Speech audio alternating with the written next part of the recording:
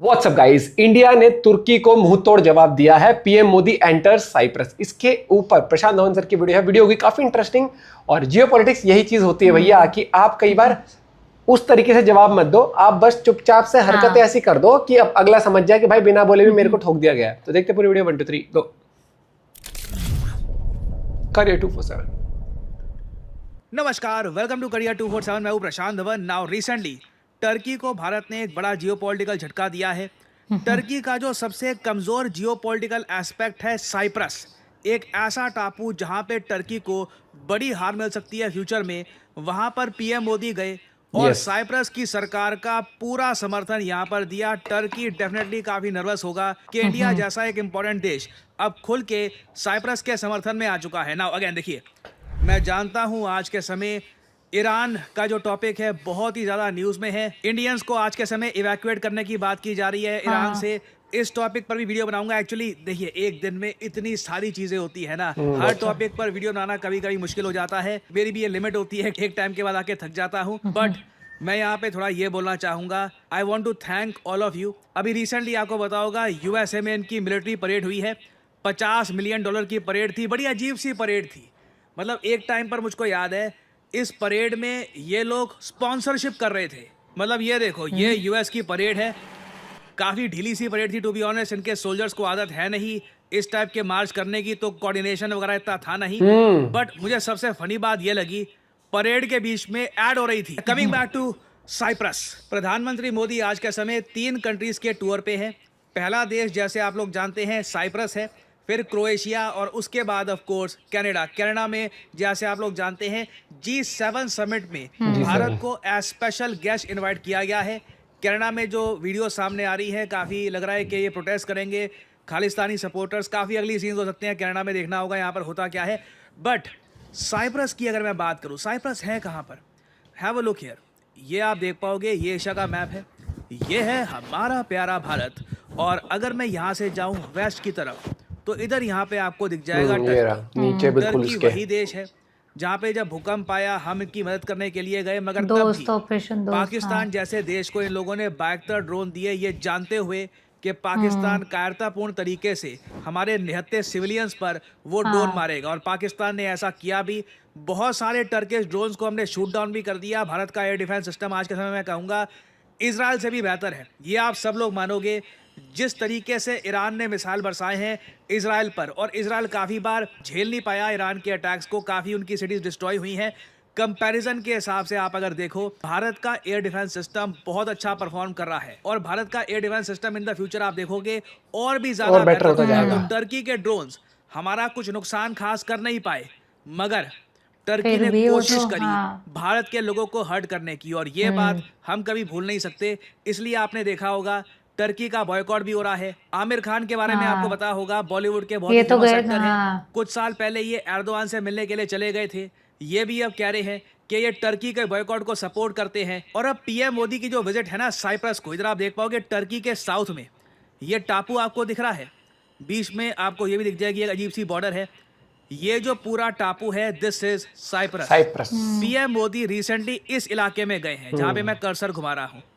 Cyprus आज के समय बटा हुआ है। साइप्रस का जो ये वाला ऊपर का पार्ट है नॉर्थ साइप्रस, ये टर्की के कुछ जो प्रॉक्सीज हैं इन्होंने कब्जा रखा है, और टर्की ने इस जगह को जबरदस्ती नाम दे रखा है नॉर्थ साइप्रस का। नॉर्थ साइप्रस को एज ए कंट्री कोई नहीं मानता, ना यूएन मानता है, ना कोई और इंटरनेशनल संगठन मानता है। सब लोग मानते हैं एक सिंगल साइप्रस होना चाहिए, मगर टर्की ये चाहता है कि धर्म के आधार पर ये साइप्रस देश को बांट दे। जो साइप्रस की मुस्लिम पॉपुलेशन है वो नॉर्थ साइप्रस में रहेगी, जो क्रिश्चियन पॉपुलेशन है वो यहाँ पर जो सदर्न पार्ट है यहाँ पर रहेगी।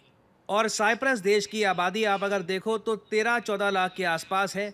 जो रिलीजियस डेमोग्राफिक्स देखे तो साल 2010 का जो डेटा हमारे सामने है, क्योंकि यहाँ पर जनगणना करना काफी मुश्किल हो गया है, बंटवारा हो चुका है। आई मीन इंटरनेशनल लेवल पर बंटवारा एक्सेप्ट किया नहीं गया, बट लोकल लेवल पे आप वो उन्होंने बस अपने हिसाब से कर रखा है टर्की ने बिटवीन नॉर्दर्न साइप्रस और साइप्रस। तो यहाँ पे अगर हम रिलीजन के पर्सपेक्टिव से देखें तो रफली क्रिश्चियन यहाँ पे हैं 70 से लेकर 75% के आसपास। मुस्लिम पॉपुलेशन आप कह सकते हैं 25 से 30% के आसपास है। ठीक है, एग्जैक्ट फिगर्स आपको कहीं से मिलेगी नहीं, बट रफली ये पॉपुलेशन है। और टर्की ने देखिए 1974 में एक बड़ा आक्रमण किया था साइप्रस पर। जी हाँ, 1974 में नेटो देश टर्की ने साइप्रस को कब्जा लिया और 37% जो लैंड है, जो मैंने आपको दिखाया नॉर्दर्न साइप्रस का, वो साइप्रस से अलग कर दिया। बोला कि यहाँ पे मुस्लिम्स रहेंगे, जो टर्किश एथनिसिटी के लोग हैं वो रहेंगे। और तब से आप समझ सकते हैं साइप्रस और टर्की के रिलेशन बहुत खराब है। नाउ साइप्रस ने भी अपना एक छोटा सा बदला लिया।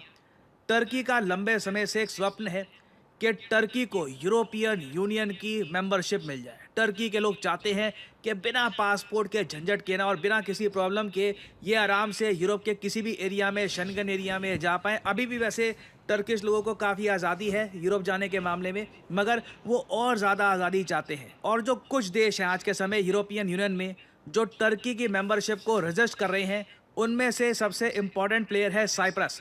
साइप्रस यूरोपियन यूनियन का मेंबर है और साइप्रस ने काफ़ी बार टर्की की एंट्री ब्लॉक करी है। तो आज के समय आप कह लीजिए टर्की के लिए सबसे बड़ा जियोपॉलिटिकल सरदर्द यही है कि टर्की ने 1970s में ये जो नकली सा देश जो बना दिया है नॉर्दर्न साइप्रस, इसको कोई मानने को तैयार नहीं है।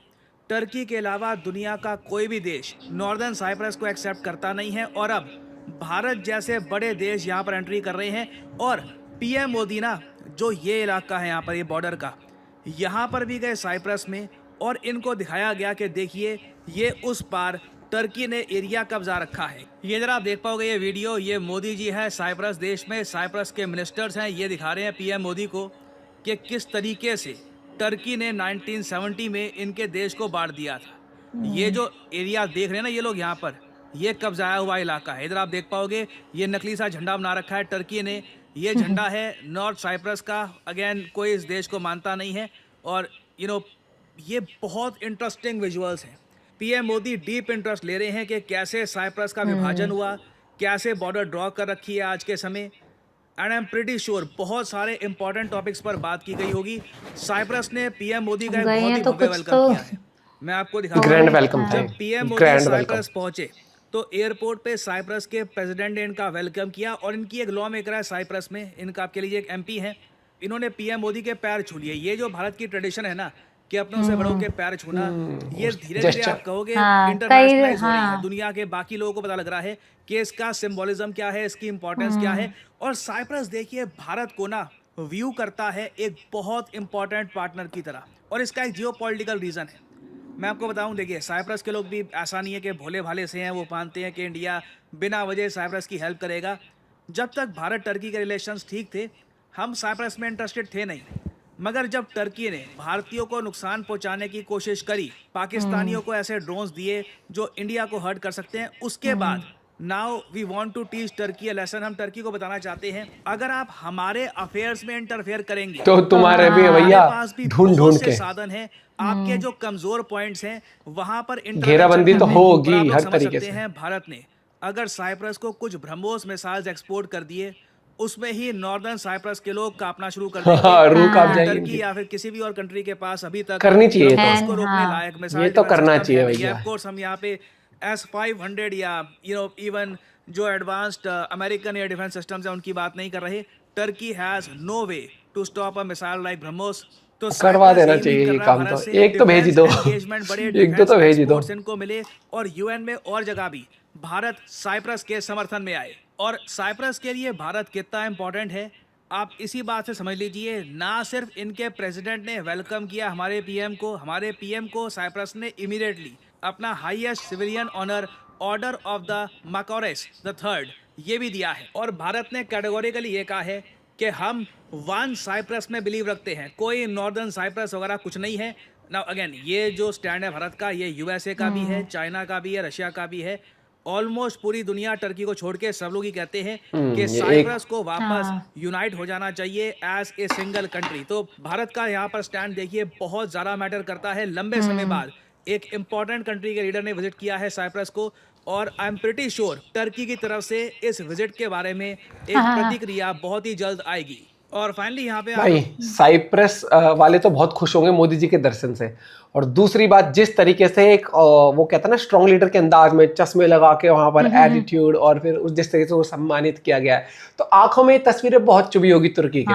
और तुर्की जिस रास्ते पर चल रहा है, जिनसे भाईचारा ऑन टॉप बना रहा है, ये टाइम उस तरीके की दोस्ती का नहीं है। ये दोस्ती वो कि जो एक एग्जाम्पल सेट करे कि हम सही का सही बात करते हैं सही देश के साथ, और गलत को हम क्रिटिसाइज भी करते हैं। जबकि इनका ये है कि पाकिस्तान से हमारा बिजनेस चल रहा है, तो पाकिस्तान मतलब नहीं है, कुछ अगर भी गलत करेगा हम फिर भी उसके साथ रहेंगे। आया था तब भी देखना उन्होंने क्या ये ग्रे लिस्ट जो कंपनी ग्रे लिस्ट में जाती हैं या जिन पे सैंक्शन लगते हैं, क्यों लगते हैं? क्योंकि वो सही चीज नहीं कर रही होती है ना इस दुनिया में, ह्यूमैनिटी के लिए या फिर किसी कंट्री के अगेंस्ट बहुत गलत कर रही होती है ना। तो पाकिस्तान ग्रे लिस्ट में जाता हर चीज होती है। तुर्की को पता तो है ना कि क्या उटपटांग काम करता है वो, लेकिन उसके बाद भी नहीं, है ना। इनके यहाँ पर हाउ बिलाओ वो ओसामा बिन लादेन पाया गया था, जिसकी हरकतें सबको पूरी दुनिया को पता है ना। और ये कितने सारे टेररिस्ट ऑर्गेनाइजेशन वहां पाए गए हैं। आज भी उन्हें श्रद्धांजलि क्या दे रहे थे आर्मी आज भी उन बेवकूफ के बच्चों को फोटो खिंचवाती है, उनके साथ बैठ के वहां पर जनाजे में जाती है उनके, जिनको यूएन ने भी टेररिस्ट कहा गया है। ये तो क्या तुर्की को दिखता नहीं है? उनके पास जो वो स्क्रीन आती है वो ब्लर होके आती है कि उसमें पता नहीं लगता कि क्या हो रहा है पूरे देश दुनिया में। नहीं ना, पता सबको होता है, लेकिन सब अपना फायदा देखते हैं। लेकिन इतना फायदा नहीं देखना चाहिए कि आप एक पूरी दुनिया से आइसोलेटेड हो जाओ। एक तरीके से आइसोलेटेड इन द सेंस कि जैसे बड़े देश हैं, बड़े देश कौन हो गया? इंडिया, उभरती हुई शक्ति है, सुपर पावर बनेगा बहुत जल्द भी इंडिया। तो आज तुम उसकी आंखों में खटक रहे हो ना, तो जिस दिन इंडिया बिल्कुल एक स्ट्रॉन्ग, जैसे आज के टाइम में जितना स्ट्रॉन्ग रशिया चाइना और यूएस है, उस लेवल जिस दिन इंडिया हो गया ना भाई साहब, तुम रोगे। ये दिखवा के ले लो। और जितना इनका वो है टूरिज्म है, सॉरी, तो टूरिज्म में आपने देखा होगा कि बहुत सारे लोग घूमने जाते हैं वहां पर। कितनी टिकट्स कैंसिल हुई थी अभी, कितना बॉयकॉट हुआ था। रुको जरा, सब्र करो, बहुत चीजें आने वाली है। मिलते हैं आप सबको वीडियो के साथ। अपना पॉइंट भी जरूर शेयर करेगा। Bye bye, take care.